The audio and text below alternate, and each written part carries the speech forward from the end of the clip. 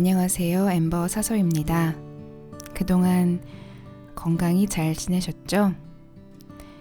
다시 시작하는 기분으로 열심히 책 소개해드리고 낭독해드리겠습니다. 오늘 소개해드릴 책은 이렇게 맛있고 멋진 채식이라면 3편 사계절이 내 안으로입니다.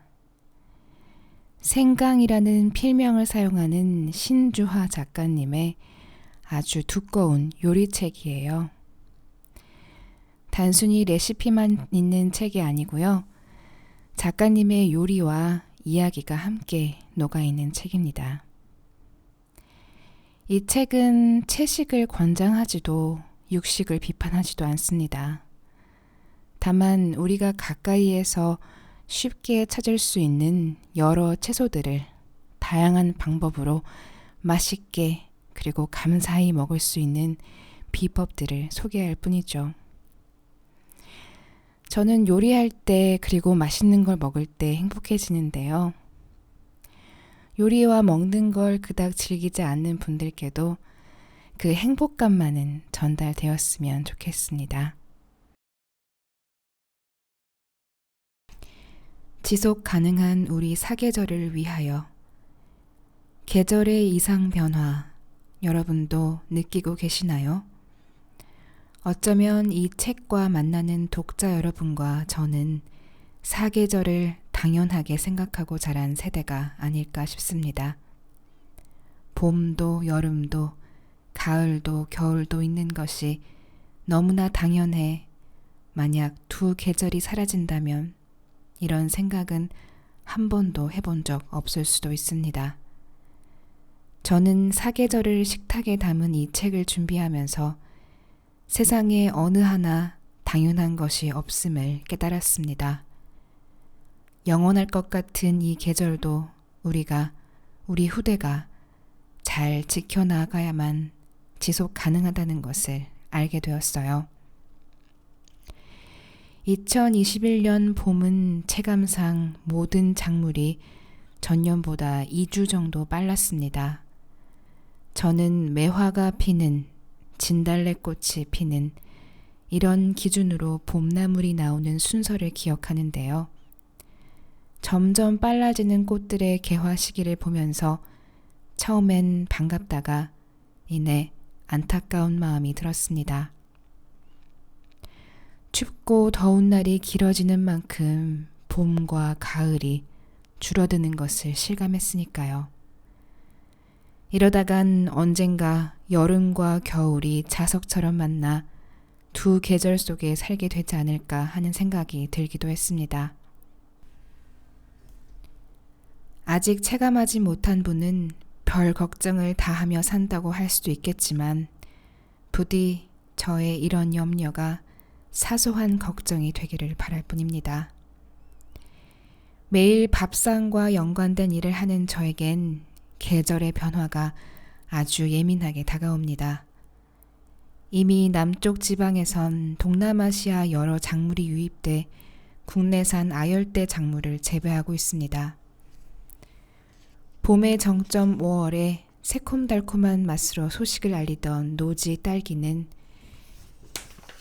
이제 훌쩍 더워진 날씨를 견디지 못하고 사라졌고 비닐하우스에서 나온 겨울 딸기가 오히려 제철인 것처럼 돼버렸습니다.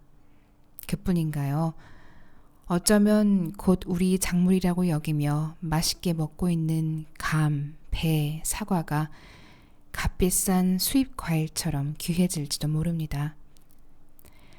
단팥소 빠진 찐빵처럼 한국의 식문화에서 빼놓을 수 없는 참깨도 조만간 재배 농가가 사라져 넉넉히 두른 참기름이라는 말이 사라지거나 전체를 수입산에 의존해야 할지도 모르지요.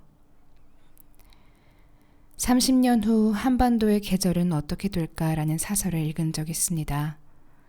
지금 추세라면 지구온난화로 해수면이 높아져 긴 여름 끝 강력한 태풍이 몇 번 지나간 후 곧바로 겨울로 진입한다는 관측이었습니다. 봄과 가을이 사라진다니요. 정말 슬픈 일이 아닐 수 없습니다. 때문에 친환경이 중요한 이슈로 떠오르고 지구 온난화를 막기 위한 다양한 사회적 대안들도 나오고 있습니다. 일상의 식탁에 사계절이 영원하기를 바라는 마음으로 부디 미래 우리 아이들이 봄과 가을이 없는 세상에서 살지 않기를 바랍니다.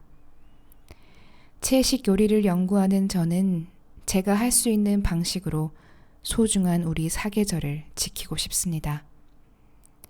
앞서 나온 두 책에서 육식의 부정적인 부분보다 채식의 긍정적이고 아름다운 부분을 더 많이 알리고 싶어 했듯 이번 책에서는 우리에게 주어진 자연 환경에 좀 더 가까이 다가가려고 애썼습니다.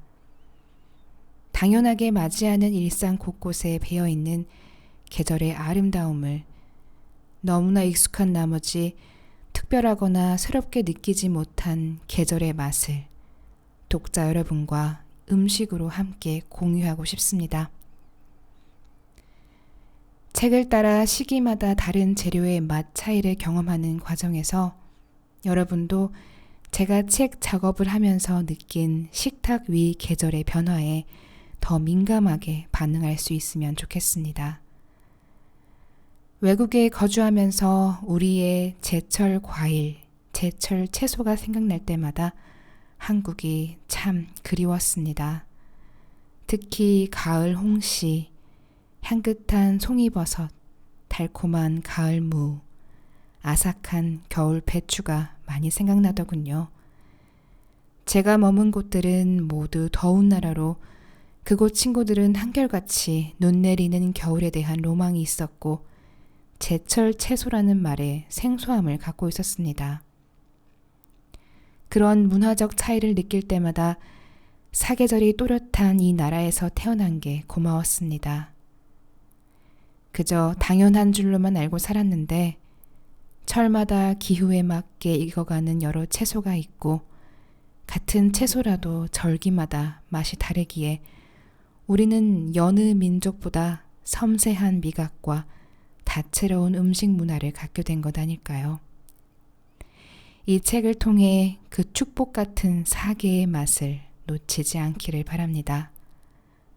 우리가 마주하는 식탁이 채식 위주의 제철 음식으로 가득 채워지기를 소망합니다.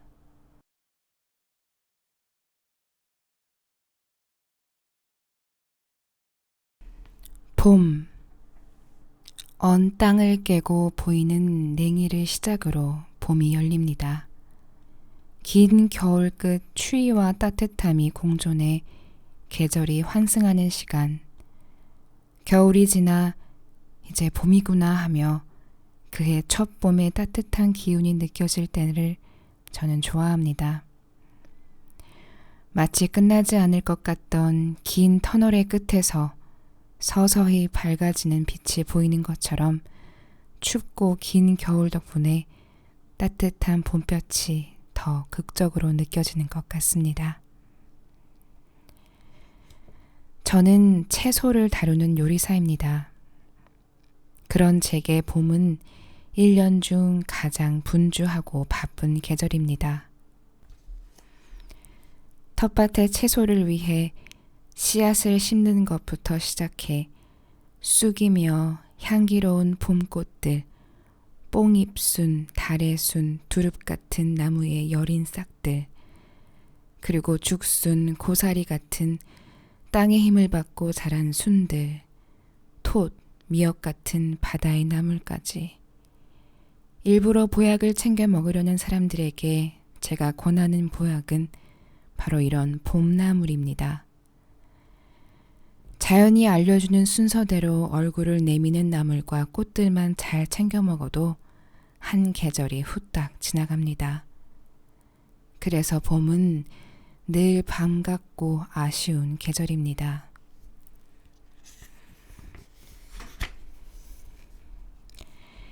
냉이 묵국. 저의 봄은 이른 냉이의 구수하고 달큰한 맛으로 시작합니다. 그래서 냉이국이 각별할 수밖에 없죠. 아주 오랫동안 냉이는 봄나물이라고 알고 있었어요. 그러다 시골에 살면서 겨울냉이의 존재를 알았고 봄냉이보다 겨울냉이가 더 맛있다는 것도 알게 되었어요. 겨울냉이는 맛과 영양이 뿌리에 응축돼 있어 달큰하고 봄냉이는 잎향이 진하여. 꽁꽁 언 땅이 녹아 조용히 봄으로 다가갈 즈음이 뿌리냉이가 가장 맛있을 때인데 그때가 딱 일주일에서 열흘 남짓한 시간이라 엄마와 부지런히 냉이를 캐러 다닌답니다. 가끔은 국물을 자박하게 잡고 무채를 가늘게 썰어 나물로도 요리를 하고 채소의 농도를 평소보다 연하게 해서 냉이와 무의 온전한 맛을 즐기는 방법도 좋아요. 기호에 따라 채소 대신 멸치 육수를 사용해도 괜찮아요. 뜨끈한 국물을 훌훌 불어가며 한 그릇 먹고 나면 비로소 겨울이 끝나고 봄이 시작되는 듯 몸도 깨어나는 느낌이랍니다.